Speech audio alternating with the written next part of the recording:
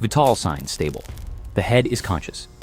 The operating room at Metro Health Medical Center in Cleveland, Ohio, approximately 41.5048 degree N, 81.6086 degree W, was silent except for the hiss of ventilators. The date was May 14th, 1970. The patient was not human. But what happened inside that room would haunt medicine for decades.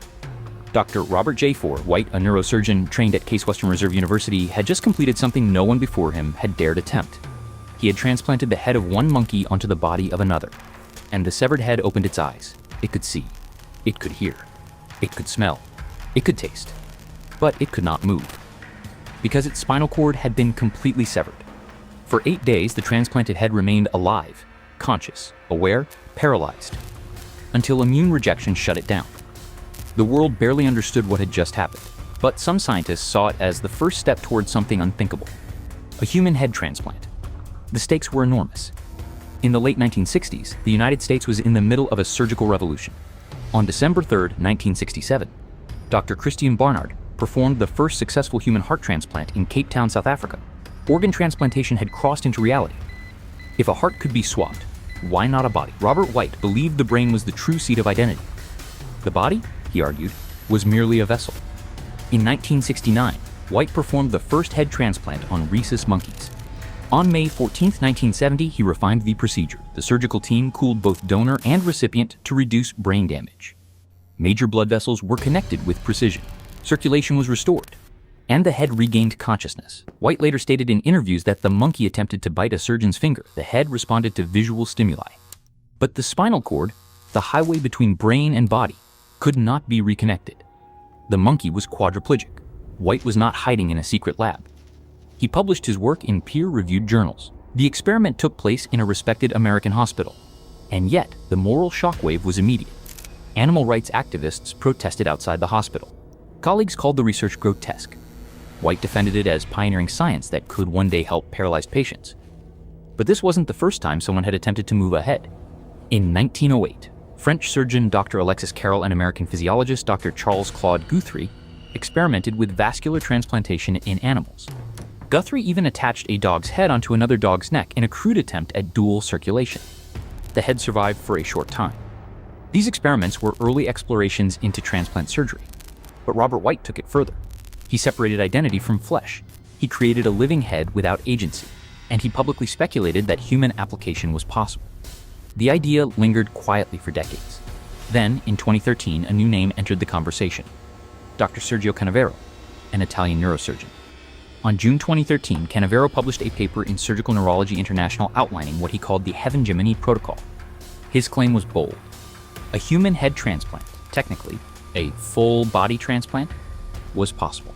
The plan involved severing the spinal cord with an ultra-sharp blade to minimize damage, then fusing the ends using polyethylene glycol, a chemical thought to promote membrane fusion. The proposed location for the first surgery was Harbin, China. The volunteer was a Russian computer scientist named Valery Spiridonov, born in 1984, suffering from Wernicke-Hoffmann disease, a severe form of spinal muscular atrophy. Spiridonov publicly announced in 2015 that he was willing to undergo the procedure. The surgery was tentatively scheduled for December 2017. The cost estimate ranged from $10 million to $20 million. International media exploded. Was this science fiction becoming reality? Chinese surgeon Dr. Xiaoping Ren at Harbin Medical University reportedly conducted body transplant experiments on mice and monkeys as preparation. In November 2017, Canavero announced that a head transplant between two human cadavers had been successfully performed. No live human surgery ever occurred. Valery Spiridonov later withdrew from the project. No verified evidence exists that a living human head has ever been transplanted. But the fact that serious surgeons publicly attempted to plan it reveals something deeper. The question isn't just technical, it's existential. What happens when you transplant a human head? Legally, who is the person? Is identity tied to the brain? If you attach one person's head to another's body, whose DNA defines them? Whose fingerprints? Whose legal name? Robert White believed the brain defined the self, but critics argued that a body is not a replaceable machine. There are immune responses, hormonal networks, microbiomes. The spinal cord cannot currently be functionally reconnected. In 1970, the monkey survived 8 days. It was paralyzed, unable to breathe without support, fully aware. That is the part rarely emphasized. Consciousness trapped in immobility. The dark truth isn't just the surgical challenge. It's the psychological horror. Imagine waking up in a body that is not yours. Different skin, different scars, different fingerprints. Even if technically possible, what would that do to the mind? During Cold War paranoia, some speculated about military implications. Could injured soldiers be rebuilt? Could identity survive catastrophic injury? No classified CIA documents confirm a secret head transplant program. But the cultural fear persists. The brain is the final frontier. We have transplanted hearts, kidneys, faces. In 2010, Dr. Bodan Pomahak performed a near-total face transplant at Brigham and Women's Hospital in Boston. But a head is different. It contains memory, personality, consciousness. The climax of this story isn't a successful human surgery.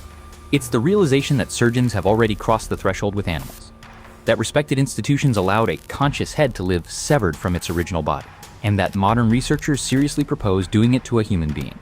Robert White died on September 16, 2010. He remained unapologetic. He believed history would vindicate him. Sergio Canavero continues to promote radical neurosurgical ideas.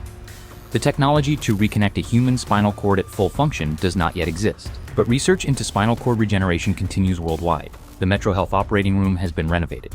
The rhesus monkeys are long gone, but the question remains alive in neurosurgical journals. If a terminally ill patient volunteers, if a donor body is available, if technology advances just enough, will someone try again? The aftermath of these experiments is complicated.